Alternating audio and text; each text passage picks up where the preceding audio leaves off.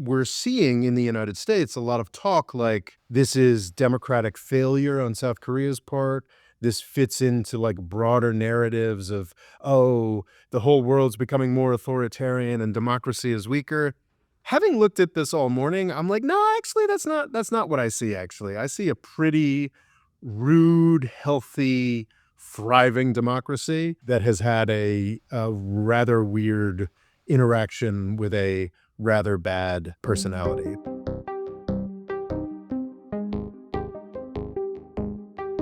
Hello and welcome to the More Freedom Foundation podcast. I am Ruairi, in charge of podcasting, and in charge of politics is Robert Morris. How are you this time, Robert? Not bad, not bad. How you doing? I've been better. My computer has just crashed, so I feel awful silly.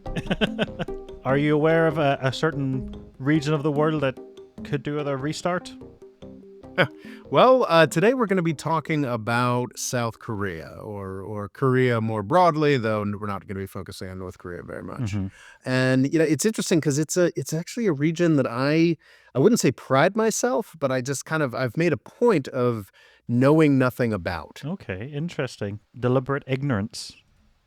Yeah, it's just so I see like North Korean warmongering, nuclear warmongering, as kind of the same thing as like the Republican threats to shut down the government over the debt ceiling. These are both potentially apocalyptic situations that are talked about an extraordinary amount and never lead to anything. Like they just don't. If the Republicans successfully manage to keep the United States from borrowing money, like the entire world financial system would just collapse and it would be like apocalyptic. It would be disastrous, but it ends up never happening. And if Kim Jong-un, decided to spark World War III with his nukes, yeah, that would be an apocalyptic thing, but it also just sort of never happens. But I also think it's sort of one of those things where it's like if you fire one shot, America will just annihilate North Korea, and it isn't really going to be the end of the world. Yeah, well, I mean, that would be annihilating North Korea would also mean annihilating South Korea because they are quite close to each other, and also irradiating a lot of China. So but it's just a catastrophic thing that absolutely we should be aware of. And I think in my 20s, because both of these apocalyptic dynamics have been threatened since my 20s, and I'm in my mid 40s now, I put a little more effort into understanding these things. And then by my late 20s, I was like, maybe I don't actually have to understand these things at all. And there was a big kerfluffle in the first Trump administration and I was like, I bet I don't actually have to know anything about this because it's not going to go anywhere. And you know what? I was right about that. And eventually I'm going to be wrong. Eventually, we're going to have U.S. financial collapse. We're going to have some kind of nuclear exchange in the Koreas, but it's not guaranteed that either of these things are going to happen in my lifetime. True. So, it's just, I think Korea could unify peacefully. Yeah. That also could happen. The United States could, I guess that's about as likely as the United States balancing the budget again. Okay. So yeah, I mean that's also, But you'd have to raise taxes, Rob. So yeah, you're right. That's impossible. Absolutely impossible. It's not, the taxes only go down, Ruairi. Don't you know that? Well, I would say I was quite ignorant to South Korea as well, but sort of just I kind of just lumped it in with Japan in a racist, ignorant fashion. Thank you. Thank you for saying that, so I don't have to. When I was looking up, it was like just somebody was like, "Why was StarCraft so popular in Korea?" And it's like, because all Japanese culture was banned, and it was like, oh, so like Nintendos and PlayStations, because they're both Japanese companies, weren't allowed there. So PC games were, and for some reason StarCraft was quite competitive. Koreans seem to love a competition. Interesting. So yes, the fact that it's the fact you and I may know better Japanese culture than a lot of people in Korea because it was just outright banned. Yep. The Koreans would not appreciate being lumped in with Japan. No. I think we could say with great confidence. Frankly, things in South Korea are so much of a mess that we have to discuss it. So I've spent the morning boning up in South Korea, and we're going to talk about it. It's kind of interesting in that, like, I kind of had a thesis going in on this. Yeah. I think I've kind of abandoned it. Okay, what was that my thesis? My thesis was pretty reductive. I was like, okay, so this guy, Yoon Suk-yeol, the president of South Korea for at least a little bit while longer, who launched this cycle of chaos with an abortive announcement of martial law on December 3rd, sort of a self-coup. I mean, this guy is clearly a dumpster fire. He's a But were you skeptical? Because when I first seen that headline, they were like, "Cause of the threat of North Korea," and I was like, "But you could always say that." Well, yes, and it appears that he tried to manipulate this and make this threat more real. And yeah, he's a clown. So my thesis was, as I don't think I've made a secret, the fact that I'm a bit suspicious of U.S. imperial approaches. I like U.S. empire, but I think we do it very poorly. And it's very clear that Yoon Suk Yeol was a darling of the U.S. national security establishment, lionized by Biden, invited around, given a range of honors because he's more violent towards North Korea. As compared with his predecessor Moon Jae-in, so we love that. And my sort of thesis was, look at this loser that we saddled South Korea with, because because we're such warmongers. We put this twerp in power who almost killed South Korean democracy. And I think that that is a satisfying narrative for me, but I think it's also wrong. I think having looked into it further, I think that's incredibly reductive, incredibly minimizing of the just true craziness of South Korean politics. And also, it is, I think we're seeing in the United States a lot of talk like, this is democratic failure on South Korea's part. This fits into like broader narratives of, oh, the whole world's becoming more authoritarian and democracy is weaker. Having looked at this all morning, I'm like, no, actually, that's not what I see. Actually, I see a pretty rude, healthy, thriving democracy that has had a rather weird interaction with a rather bad personality. But it is But just, also considering South Korea was quite mm, dictatorial until what, the 70s. dude, I would It's say the incredibly peaceful. Like, has anyone been killed so far? I would say late 90s. Mm-hmm. The figure that people give you for the democratization of South Korea is 1988.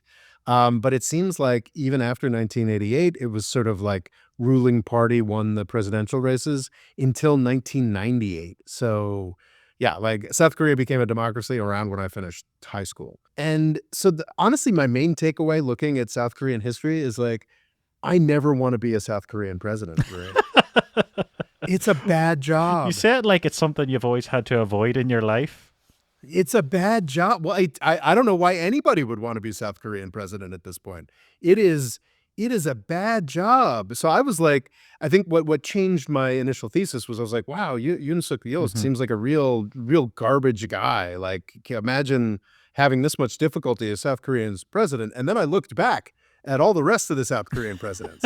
And I have this stereotype about South Korea that I think is largely true, which is that is this incredible economic success story, very well run, vibrant economy, brilliant cities, truly an extraordinary, pulled off China level development a decade or two earlier without being well, I guess it was an authoritarian state at that time, but, just deeply impressive. And my stereotypical idea was like, oh, so this democracy is going to be deeply impressive. Like, this is going to be like a great statesmen like do impressive things and are doing great things to steer the ship of state in the right direction. And some of that is definitely true, but it's also just like, as I think any good democracy should be, is just an incredible chaos machine.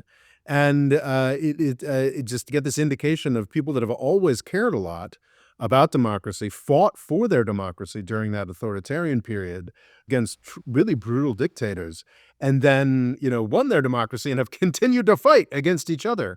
And it's actually it's kind of impressive. And I think it's like a cautionary tale for myself, where I do tend to see certainly Singapore, probably perhaps more than I should, but I'm not sure, Taiwan, and definitely more than I should, South Korea, as sort of like US garrison states, or like just sort of like and that's really reductive. And I'm grateful actually to Yoon Suk Yeol for giving me the opportunity to dive into South Korean politics a little bit more, because it's fascinating. It's a dumpster fire, but like in a great, like democratic, like way. And it's just really interesting to learn about. And yeah, I think the preface would be, I think we've spent now about 5 minutes giving the preface that neither of us, even more than usual, neither of us claim to have any kind of expertise on South Korea. Our pronunciations are going to be terrible. This is just, Rob and Ruairi trying to just, thinking it's kind of neat to find out new things. And I hope that you guys think it's neat as well. But Rob, my monitor and phone are Samsung. I got a Samsung right here. I do love my. Do you have a favorite? I guess before we get into it, do you have a favorite Korean cultural export? Because they are. Well, I've just started watching. What is it? The Class War Cookery Show. Have you heard about this? It's I've on not. Netflix. It's basically like it's on an epic scale. It's filmed in like a giant warehouse, and it seems to just have chefs, and there's about 80 of them, and they're the black spoons. The Koreans seem to really love class warfare, and then out of this platform rises like 20 Michelin star chefs, and then so two top chefs judge everybody, and then they can then compete against the Michelin star chefs. But the amount of money that goes into it is fantastic. So yes, So it's like a reality cooking show, and it's yes, it's guess it's Great like British Bake Off or something. Master Chef, but on just a massive epic scale. My favorite would be like there's a lot of high-minded stuff that you're supposed to enjoy. Like Mhm. the was a Parasite that was Yeah. the Oscar-winning movie or whatever. I love this. I think it was on Netflix. I don't know if they helped produce it or not. It was this South Korean medieval zombie show Okay. called Kingdom. Kingdom. And so basically everyone is like, this is like supposed to be 1500s, 1600s Korea, and everybody's in these very elaborate sort of Korean medieval costumes. And then, like any Then normal zombies. zombie movie, zombies start happening, and Okay. it's like, yeah, and I think, yeah, and it's like you're dealing with the royal family and like sort of a stately, sort of Asian costume drama, and then the zombies come running through the Wow. windows. It's really quite phenomenal, and it's not like it's not hammy, like they take it seriously, but it's just it's a very fun contrast. So yeah, anyway, that'd be my favorite. I think just broad strokes, what's so extraordinary about Korea, and I've got a book by like a famous sociologist, Gunnar Myrdal, from like the 50s or 60s. I keep meaning to work my way through, and it's got to be one of the most famously wrong pieces of epic pop sociology and history, which is like it's like the title is something like Asian Dilemma, and it's written in like 1960 about like the Oh. interminable, eternal poverty of places like Taiwan and Well, the Korea's. good news, Rob, is you can read books like that now because woke is dead. You can say what you want now. Yes. Yes. Or Well, no, that's the thing. So this guy was writing in like in the 1960s from because at that point these countries were among the poorest in the world. As poor as the poorest countries in Africa, as yeah, poor as Haiti. yeah. I think South Korea was particularly poor for a long time. Well, certainly because it was incredibly abused by Japanese imperialism, series of wars. The first dictator, Syngman Rhee, appears not to have been a particularly impressive economic development guy. So yeah, as recently as 1960, like when my parents were teenagers, Korea was a desperately poor country. Now it's one of the richest in the world. And it is famous for its cultural exports, its music, its film, its television.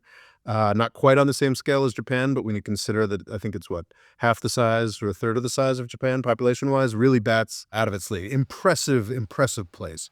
But huge victim of imperialism. I think probably the big story, as with Vietnam, though I'm not as familiar with it, in its sort of medieval times, pre-European imperialism, the big story was how to manage China and, being influenced by China, perhaps having wars with China. I'm not too familiar with the details.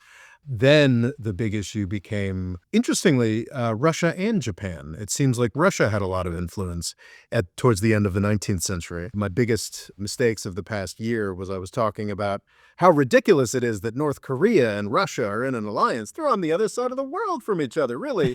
They should. They share a border, Yeah, actually. Russia is very big. Well, it's always the wee factoid. It's like Yeah. there's only one country separates like Norway, which is like seen as the Mhm. most democratic in the world, and North Korea, which is considered to be not so democratic. It's all Russia in between. Yeah. So that was one of my worst mistakes over the past year in a Okay. short.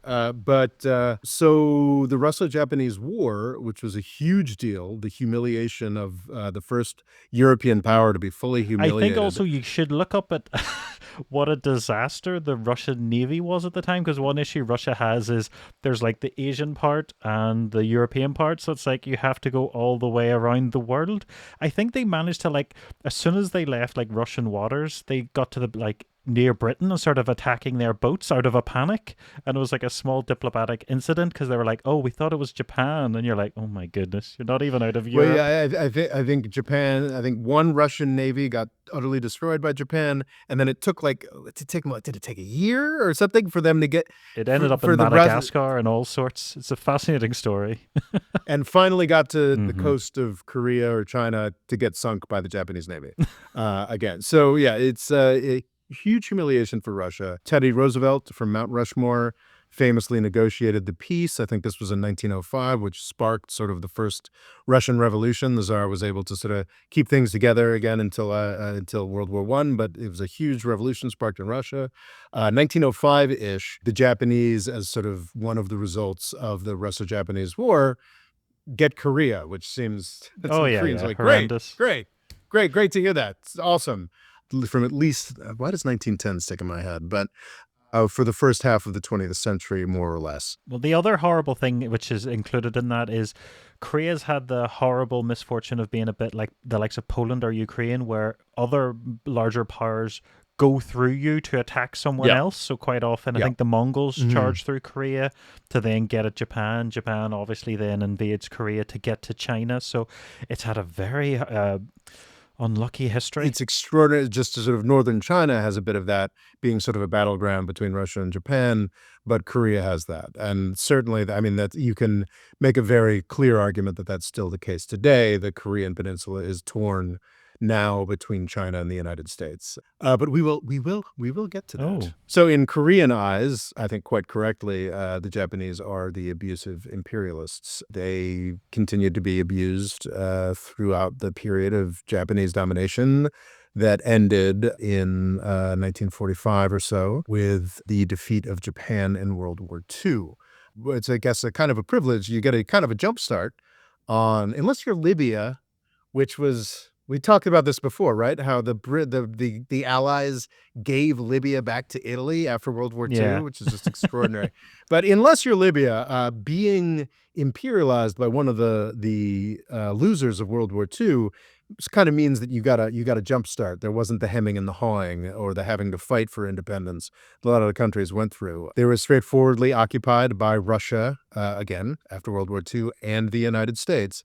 And I think more or less that dividing line, though it was about to be fought over quite brutally, more or less that dividing line is where North Korea and South It Korea is are also one divided of to those this things. day. It's a bit like, all of this murder and death, just to basically Mhm. have it back where it was, because it was like a perfect straight line, and now it sort of just follows the mountain line. Oof. Oof, oof, oof. So weird. The Korean War is kind of a weird one for me, Rory, because I kind of think it was a good war that the United States For fought. America. Yeah, I think it would. No, I don't know that. I mean, I don't know. I'm not talking about the results. I think it was a worthwhile use Mm-hmm. of U.S. military force, Because I which is think it not something I often think. was it not quite often South Korea kept saying, "Can you please put more troops here, America?" And North Korea was quite powerful at the time and just had a much larger army, and then went on the offensive. Like if you ever see one of those maps where it shows basically how much territory was taken, like North Korea nearly took the whole peninsula. Quite quickly, yes. And that's because, in part, yeah, they had I don't know the details of the force structures or what have you. You've perhaps dived into this more than I have. But what happened in 1950, my understanding is, and I actually got to this understanding reading a guy who was a big critic of the Korean War and thought it was a bad thing for the United States to do. And I was like, actually, no. So the Soviet Union was not ever a real competitor to the United States. The reason the Soviet Union had most of Eastern Europe, the reason the Soviet Union was such a titanically intimidating military force in the 1940s was because the United States had built up that military force to defeat the Nazis. It's the whole Cold War. I'm coming around to seeing the whole Cold War is just sort of a kind of a watching Russia dissipate the advantage they got from being our ally during World War II. And not to diminish the incredible sacrifices, incredible loss of life, et cetera, et cetera, et cetera, the Russians went through. The Russians are the victor. The Soviets were the victors of World War II. The U.S. was just sort of the paymaster in the background. But that paymastering in the background and the fact that we were, more or less willing to concede that they could have Eastern Europe, like that's all a World War II thing. Like that's like Hmm. because we were allied with them. It's not because the Soviet Union had some great system or a great series of ideas. And they weren't actually that expansionary at all. During the oil crisis in the 1970s, they were stupid enough to jump into their neighbor, Afghanistan. Hmm. We're like, well, with all this money we have, and it is just our neighbor, and it is such a poor country, surely we'll be fine. And it collapsed entirely.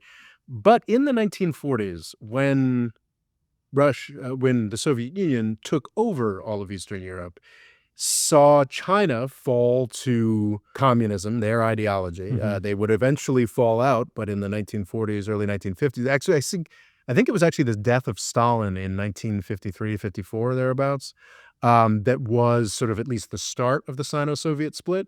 Mao was a Stalin fanboy, apparently, which should Okay. give you an indication of the kind of leader Mao was. In the late 1940s, 1950s, I believe Kim Il-sung, the guy who was in charge of North Korea from 1948 to 1994, was like, I want to go for it. Let's, look, we've got Eastern Europe, we got China, let's take the rest of Korea. This was actually, I think, a period of time when you could actually believe in a domino theory, which was what the U.S. kept talking about throughout the Cold War. Like, after Eastern, yeah, all of Eastern Europe falls to communism. China falls to communism in 1949. And then Kim Il-sung says, all right, Mao, all right, Stalin, like, let's do it. I'll take South Korea. Let's do it. And Mao and Stalin are like, yeah, do it, and like give him tons of money. And I think it actually was worthwhile for the United Nations, obviously led by the United States, and the United States paying for most of it, making most of the sacrifices, what have you, after the South Koreans, Hmm. saying, yeah, no, we're going to stop this here. And I think that was the right thing to do. Not making a case for the management of the war. I think MacArthur was way too overambitious. MacArthur famously wanted to nuke Beijing when things weren't going well. I think MacArthur did some brilliant things. When we initially went in, there was like a pincer movement that did great. And then MacArthur wanted to keep pushing, all the way through North Korea, and then pissed off the Chinese enough that they came pouring in. The Korean War is an actual military conflict between Chinese and U.S. soldiers, incredibly hard fought. And we ended up, I think in part because of MacArthur's eagerness to antagonize the Chinese and bring them in, we ended up more or less where we had started, and at the extraordinary cost in life and treasure for the Koreans primarily, of course, but also the United States and the Chinese. That was arguably unnecessary. However, with all of the minutiae and the negatives of the actual conflict of 1950, 1953, I think it was worthwhile for the United States to be like, and I think even in Stalin's last years and with Mao, there was a reformulation of like, okay, we're not going to try and force the spread of communism by arms. We've just got the better system, and we'll wait for everything to collapse.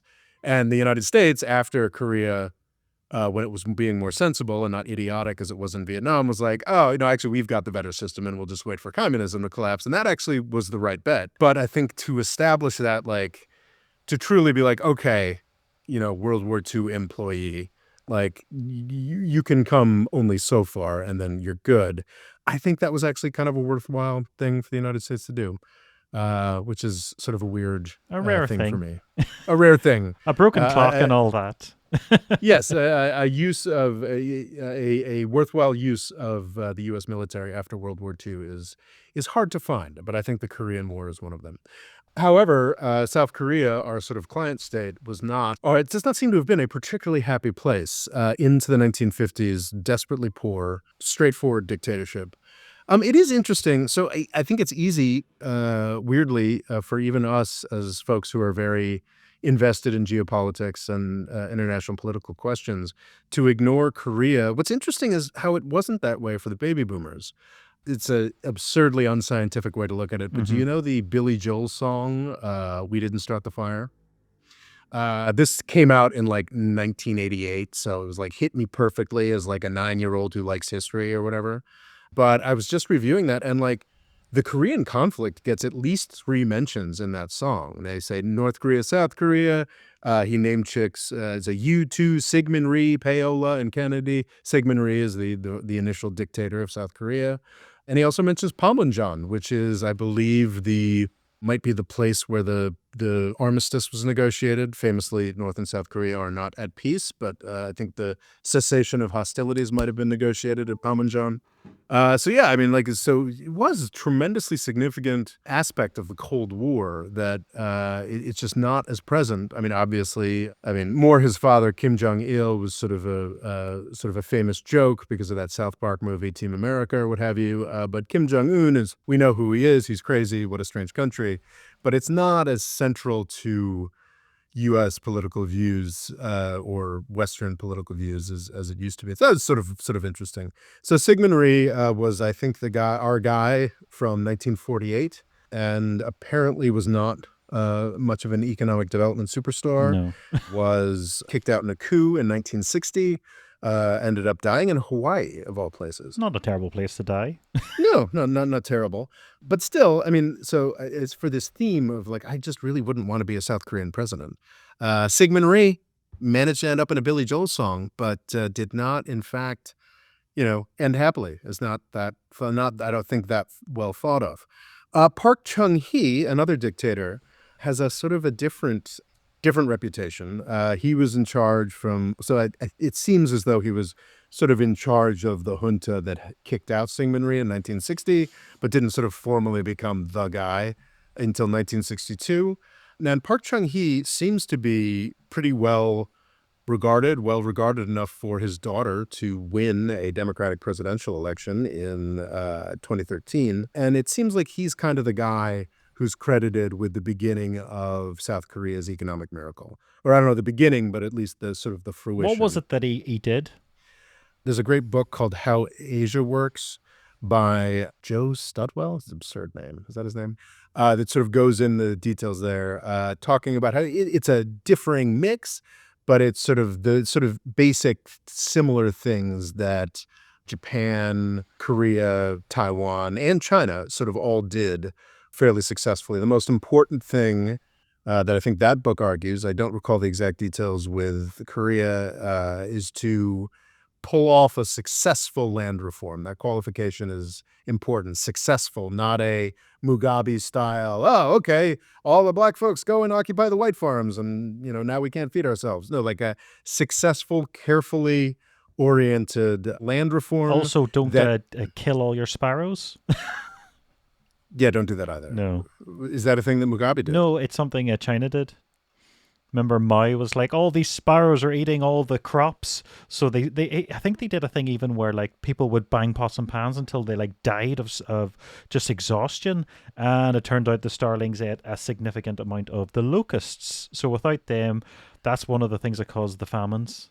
Yikes. Well, certainly nobody's going to make the case for the Great Leap Forward, but I think after that, one of the key parts of the reform and opening period in China was getting this right as well. You don't just do land reform, you put in place a system wherein farmers can be prosperous. And apparently in all of these Asian tiger economies ended up being export oriented, but their initial big markets were providing manufactured goods to a prosperous agricultural class that was created through sensible land reform. Now, I don't know if Park Chung-hee was, responsible for that. Who knows? Maybe Syngman Rhee did a good land reform. I don't know. But it does seem like he, in a long tenure of government, 17 years as the dictator in charge of, or 19 years, because he was sort of in charge before that as well.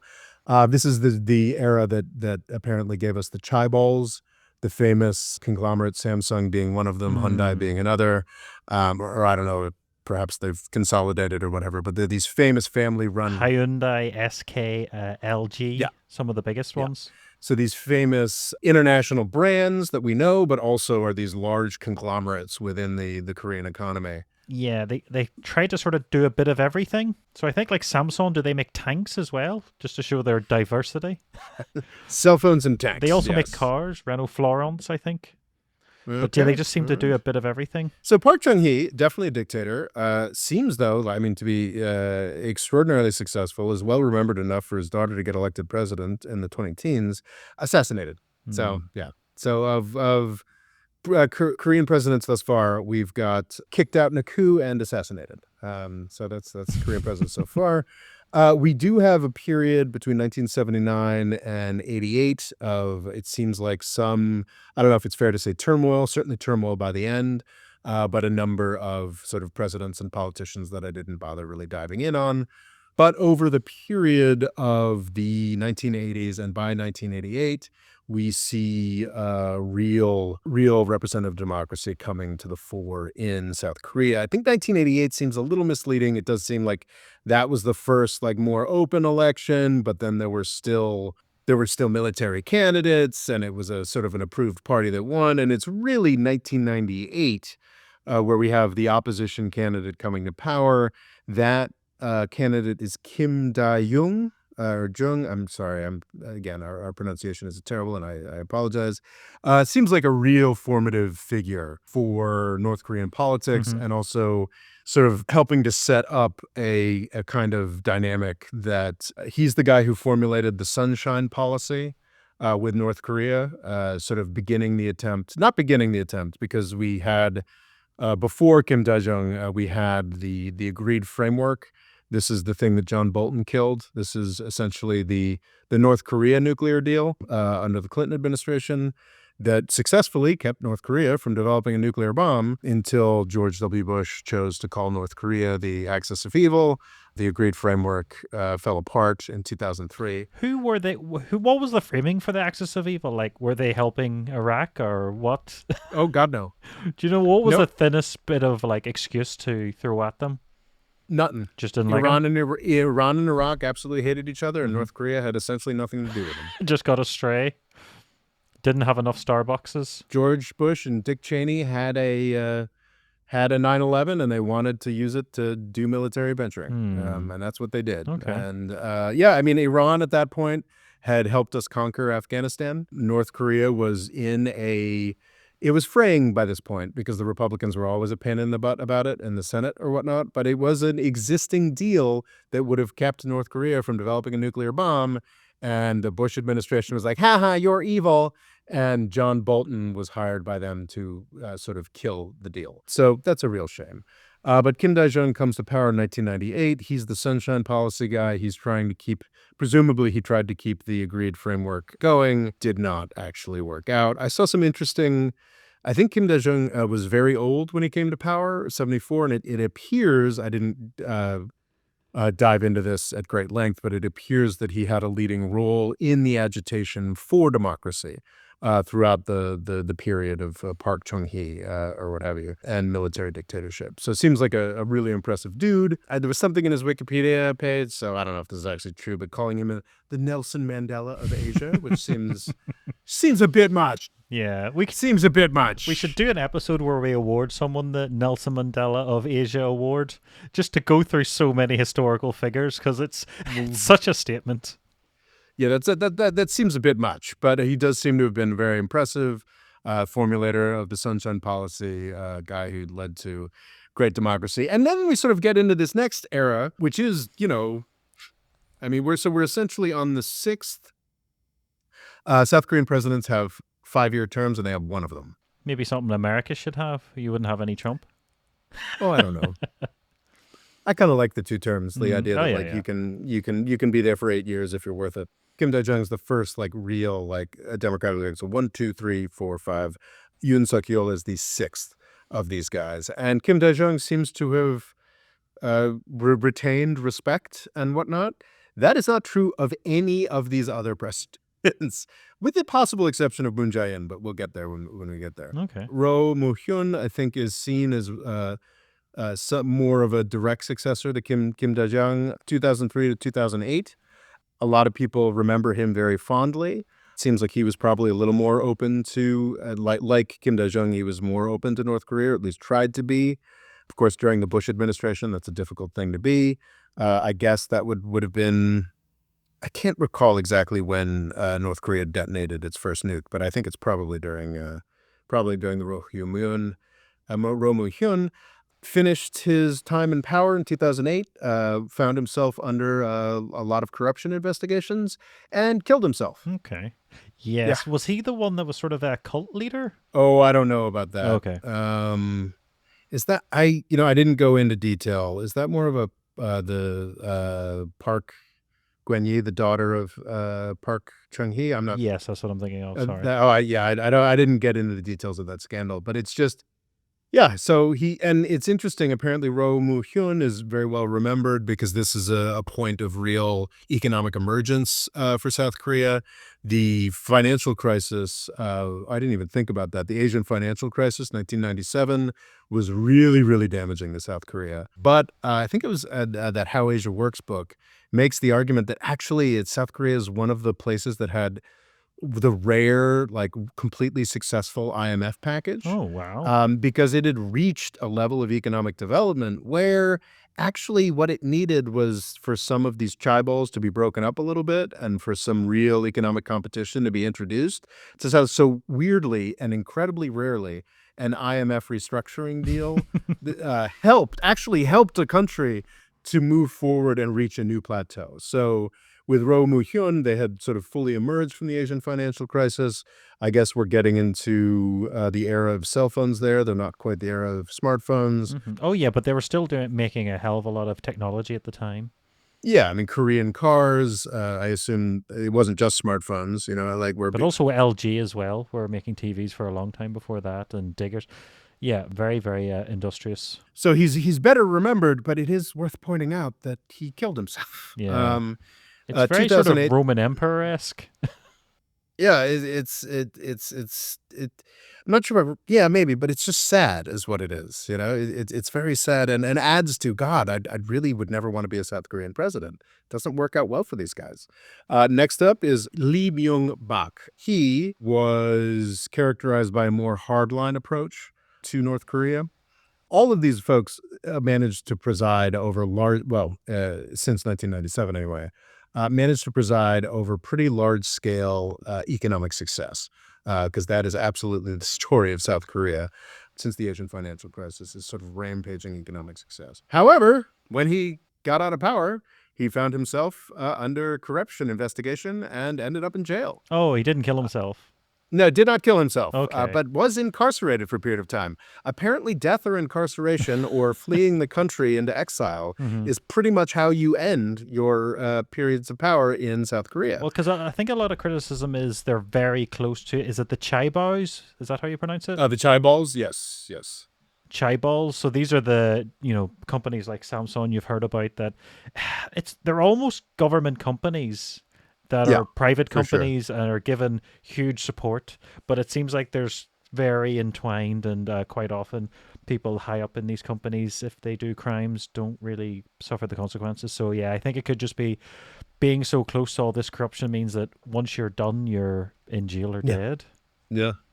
And it's interesting because it seems like they have a really hyperactive judicial approach, but it's perhaps that's kind of necessary in a environment, or perhaps these are all sort of scapegoats for that really close relationship between. It's almost like you hear about South American tribes with like the ritual killing of a king or something like that. It's sort of you sort of got that vibe here, just to be incredibly othering and orientalizing all at once. Nice little racist statement for me there. But Lee Myung-bak, a little more hard run towards North Korea, 2008, 2013, and ended up sent to jail for like 17 years, was eventually pardoned, but I think only pardoned by Yoon Suk-yeol. So I tried this morning to understand political parties in South Korea and failed pretty miserably.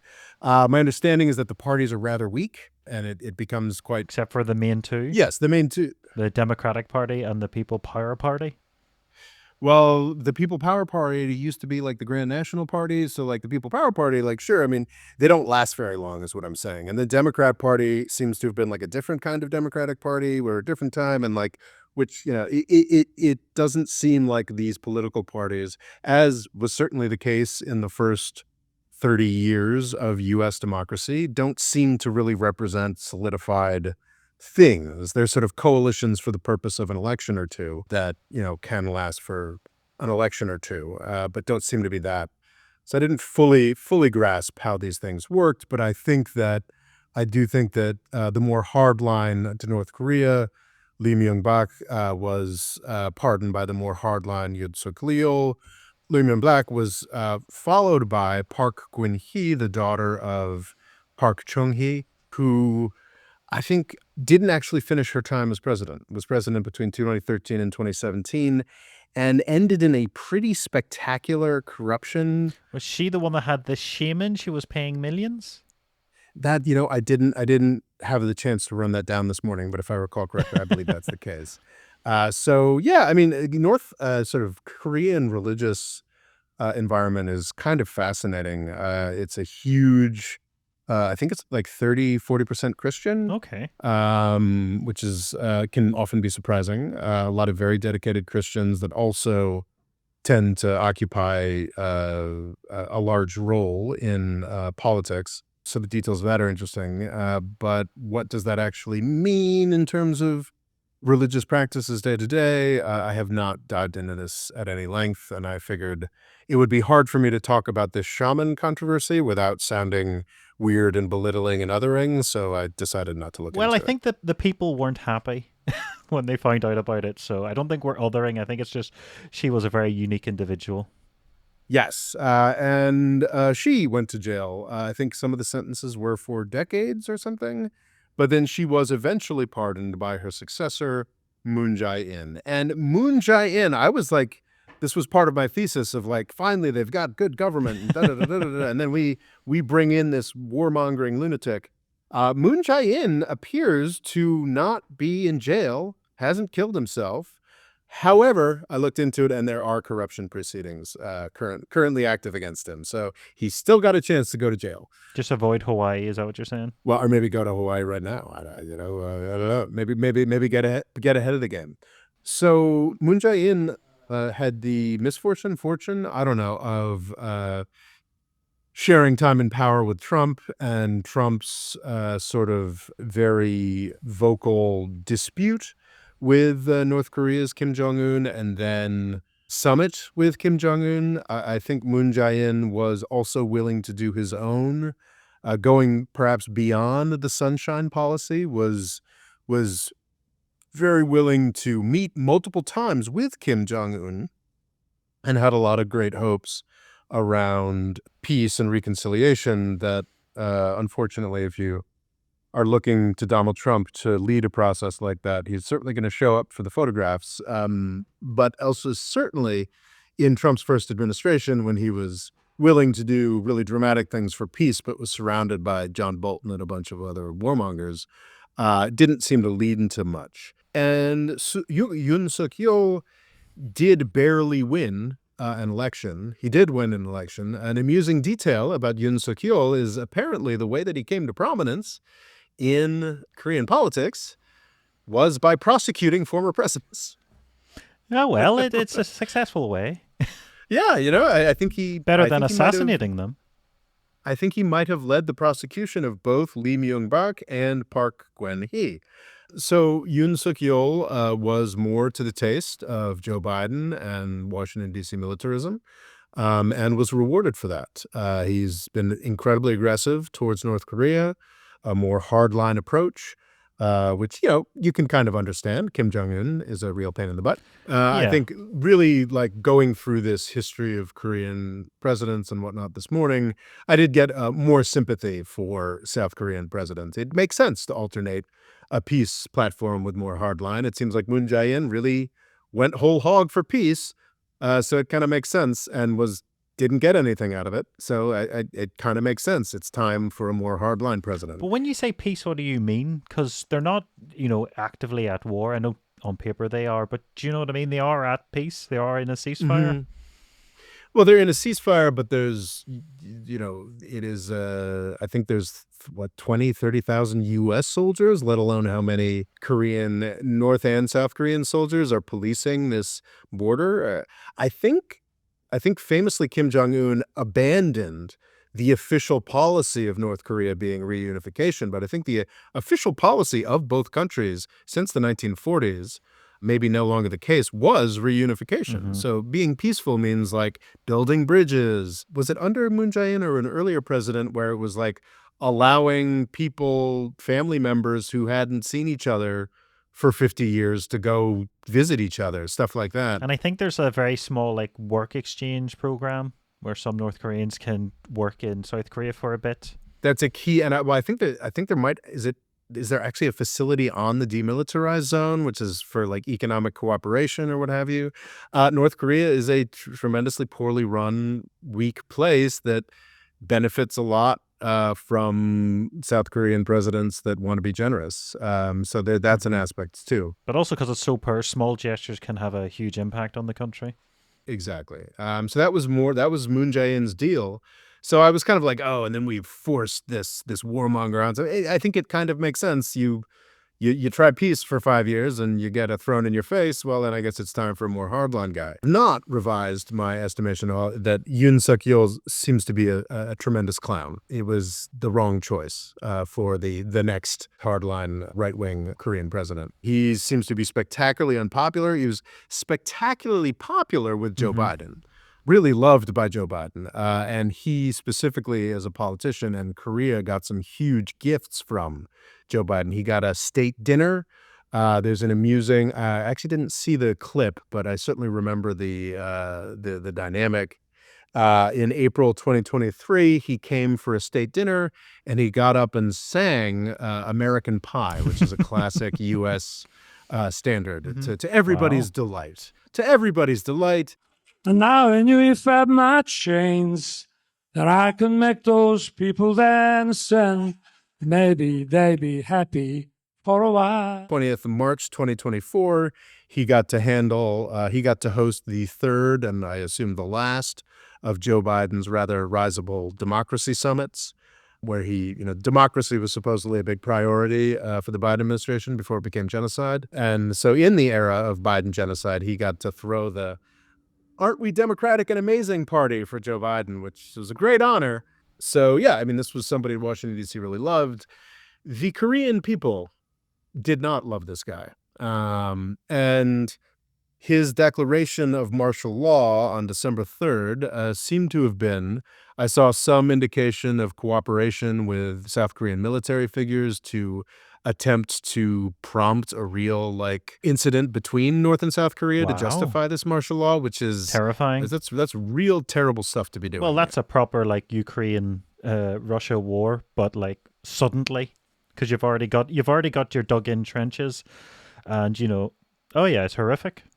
I don't doubt that Yoon Suk Yeol and this military guy thought they could handle it, that they were just, sort of escalating to be able to take political Oh yeah, power. they just wanted to raise tensions, not to really kick Yeah, it but off. just an extraordinarily selfish and dangerous Oh thing yeah, to be yeah. doing. And it failed. And I think that's a real testament to it is indisputably uncomfortable and not great for this, certainly the most or one of the most like successful products of US empire, or beneficiaries of our security shield, to be exhibiting scenes like this. But it's democratic. I mean, it is like the parliament essentially was hopping. So members of parliament were like hopping barriers to get into the parliamentary building to have a vote.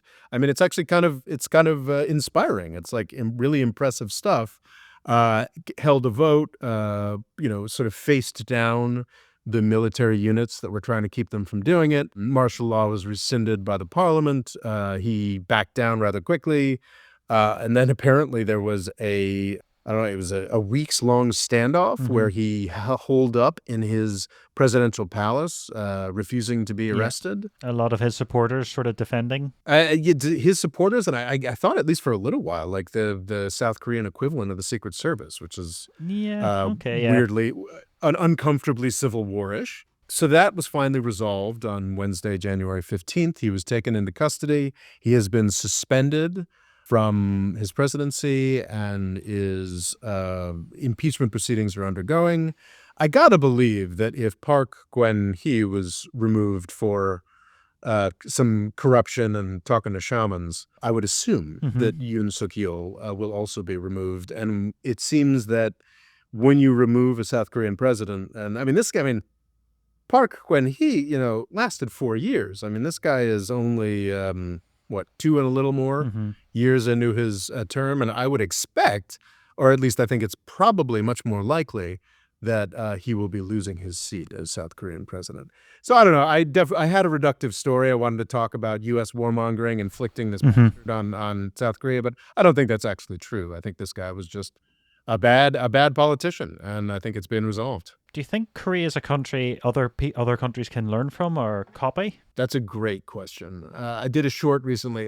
There's a few things that infuriate me more than people talking about what this country needs is a Lee Kuan Yew. This country needs to be more like Singapore. And that's just like, it is. Okay. So you're saying this country needs to be at the center of a worldwide hegemonic empire for a couple hundred years, and also geographically located at a incredibly important trade route place that only and a city state.